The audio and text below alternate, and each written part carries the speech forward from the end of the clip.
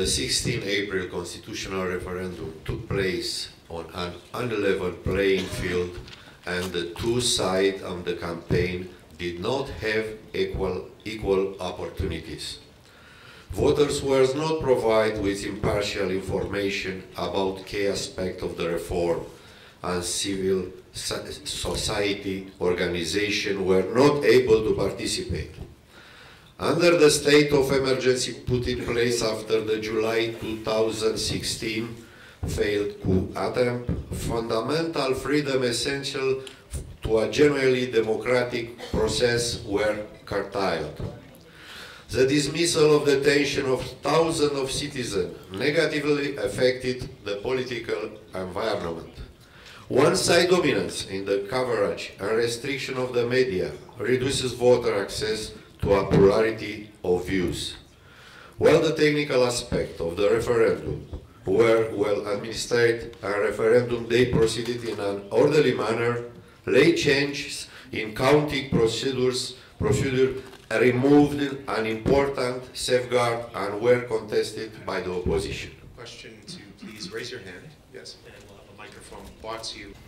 The political party representation on polling station committees was not fully balanced and was negatively affected by the rejection of over 170 chairpersons and party representatives nominated by opposition parties. Supreme Board of Election decisions are not subject to appeal, and the law does not guarantee effective redress. While the Supreme Board of Elections reviewed some 45 complaints in a timely manner, the hearings were closed and decisions were not published.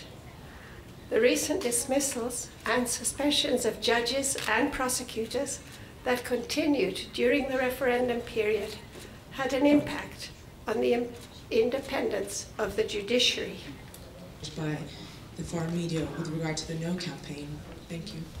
The law limits full participation in the referendum only to eligible political parties and does not provide for the involvement of other stakeholders, which is also contrary to good practice for referenda. The Supreme Election Board decided that civil society organizations and professional associations were not permitted to hold campaign events. We observed a restrictive campaign framework. We also noted a significant imbalance in the campaign due, among other things, to the active involvement of the President, several leading national officials and many local public officials in the Yes campaign. Our team observed the misuse of administrative resources and the obstruction of efforts by parties and civil society organizations supporting the No campaign. The campaign rhetoric was tarnished by some senior officials, equating No supporters with terrorist sympathizers. In numerous cases, No sympathizers faced police interventions and violent scuffles at their events. These events contravene OSCE commitments, Council of Europe standards, and other international obligations regarding freedom and equality in the campaign. Both the preliminary statement that we're presenting today, as well as the press release. Although we have enjoyed very good cooperation with all the authorities in the process, we note that the law does not provide for international observers or observers from non-partisan citizen organizations. This is contrary to the commitment Turkey has made as a participating state of the OSCE.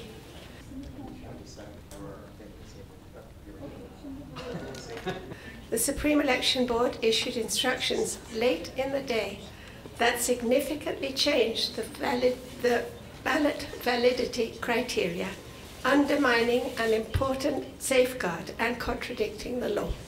I wish you all a wonderful afternoon.